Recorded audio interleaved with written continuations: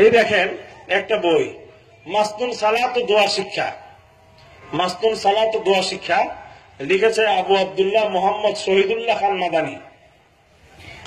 এই বইটার ৭৯ নম্বর পৃষ্ঠা আপনি যান, লিখছে লক্ষণীয় যে হানাফি মাযহাবের বিশিষ্ট মুহাদ্দিস আল্লামা আইনি হানাফি রহমতুল্লাহ আলাইহি, আল্লামা বদরুদ্দিন আইনি রহমতুল্লাহ আলাইহি হানাফি মাযহাবের অনেক বড় আলেম ছিলেন, অনেক বড় আলেম ছিলেন। ওনার নামে বলতেছে হানাফি মাযহাবের বিশিষ্ট মুহাদ্দিস আল্লামা আইনি হানাফি রহমতুল্লাহ আলাইহি রুকুতে যাওয়ার আগে, কখন রুকুতে যাওয়ার আগে 2 হাত তোলার ব্যাপারে ইমাম আবু হানিফা রহমতুল্লাহ আলাইহি সম্পর্কে লিখেছেন, ইমাম আবু হানিফা হতে বর্ণিত যে তা ত্যাগ করলে গুনাহ হবে। তা ত্যাগ করলে কি হবে? গুনাহ হবে। আবু হানিফা কি বলছে? রুকুতে যাওয়ার সময় যদি হাত না তোলেন তাহলে কি হবে? গুনাহ হবে।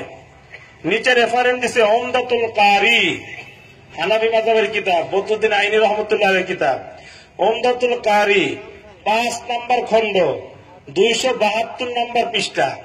অনেক সময় একটা কিতাব অনেক লাইব্রেরি থেকে ছাপে, এখন 5 নম্বর 272 আপনি সংশয় করতে পারেন, এজন্য উনি আরেকটু সহজ করে দিচ্ছেন। দারুল ফিকিরের ছাপা, দারুল ফিকিরের ছাপা, মানে দারুল ফিকির থেকে যেটা প্রকাশিত হয়েছে ওইটা 5 নম্বর খণ্ডের 272 নম্বর পৃষ্ঠায় আছে। আবু হানিফা রহমতুল্লাহ আলাইহি বলছেন যে রুকুতে যাওয়ার সময় হাত না তুলবে, রফিয়াদান না করবে, সে গুনাহগার হবে। উমদাতুল কারি লেখছে বদরুদ্দিন আইনি, উনিও হানাফি, লিখতেছে আবু হানিফা সম্পর্কে। এখন আর হানাফি আলেমরা কই যাবে? এটা দেখেই তো ধরো হুজুরদের, হুজুরদের ধরো, হাদিসও মানে না, হানাফি মাযহাব মানে না, আবু হানিফা মানে না। আমি আপনাদেরকে দেখাই উমদাতুল কারির মধ্যে কি আছে। উমদাতুল কারি উনি রেফারেন্স দিচ্ছে দারুল ফিকিরের, তাই না? আমি দারুল ফিকিরের উমদাতুল কারি নিয়ে আসছি।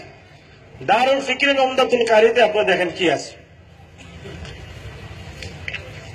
এই হলো উমদাতুল কারি, এখানে দেখেন কি আছে। ওয়াহুকিয়া আন দাউদ ইজাবুহু ফি তাকবীরাতিল ইহরাম, ইমাম দাউদ রহমতুল্লাহ আলাইহি বলছেন তাকবীরে তাহরিমার সময় হাত উত্তোলন করা, রফুল ইয়াদান করা ওয়াজিব তাকবীরে তাহরিমার সময়। ওয়া বিহি ক্বালা ইবনু সাইয়ার মিন আসহাবিনা, ইবনু সাইয়ার রহমতুল্লাহ আলাইহি উনিও একই কথা বলছেন যে তাকবীরে তাহরিমার সময় হাত উত্তোলন করা, রফুল ইয়াদান করা ওয়াজিব। ওয়া হুকিয়া আন বাদিল মালিকিয়া, অনুরূপভাবে মালিকি মাযহাবের কোন কোন আলেমও এই কথা বলেছেন। ওয়া হুকিয়া আন আবি হানিফা মা ইয়াকতাদির ইসমা বিতারকিহি, অনুরূপভাবে আবু হানিফা থেকে বর্ণিত আছে, তিনি বলেছেন কেউ যদি তাকবীরে তাহরিমার সময় হাত না তুলে, রফুল ইয়াদান না করে, সে গুনাহগার হবে। তো এখানে আছে তাকবীরে তাহরিমার সময় হাত না তুললে গুনাহগার হবে। উনি তরজমা করছে রুকুতে যাওয়ার সময় রফুল ইয়াদান না করলে আবু হানিফা রহমতুল্লাহ আলাইহি বলছেন সে গুনাহগার হবে। নাউযুবিল্লাহি মিন যালিক। তো এটার নাম কি হাদিসের অনুসরণ? উম্মতকে ধোঁকা দেওয়া, এটা কি হাদিসের অনুসরণ? একদম খণ্ড নাম্বার, পৃষ্ঠা নাম্বার দিয়ে, তারপরে কোন লাইব্রেরি, সেই লাইব্রেরির নাম দিয়ে লিখতেছে যে কি আবু হানিফা বলছেন রুকুতে যাওয়ার সময় হাত না তুললে কি হবে? গুনাহ হবে। অথচ বাস্তবে আছে আবু হানিফা বলছে তাকবীরে উলার সময় কেউ যদি হাত না তুলে তাহলে সে কি হবে? গুনাহগার হবে। এরপর দেখেন এই কথা লিখে উনি আবার কি লেখছে, অতএব প্রতিটি মুসলিমের আল্লাহকে ভয় করে গোরামি ও মিথ্যার আশ্রয় বাদ দিয়ে সহিহ হাদিসের উপরে আমল করা উচিত। আল্লাহ তৌফিক দান করেন, আমিন।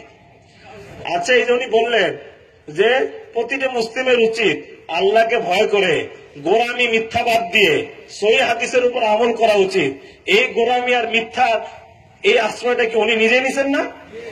তাহলে এই ওয়াজটা কি হানাফি মাযহাবের লোকদেরকে করা উচিত, না এই ওয়াজটা ওনার নিজের করা উচিত? তো নিজেরই ওয়াজ করা উচিত, ওনার নিজেকে ওয়াজ করা উচিত।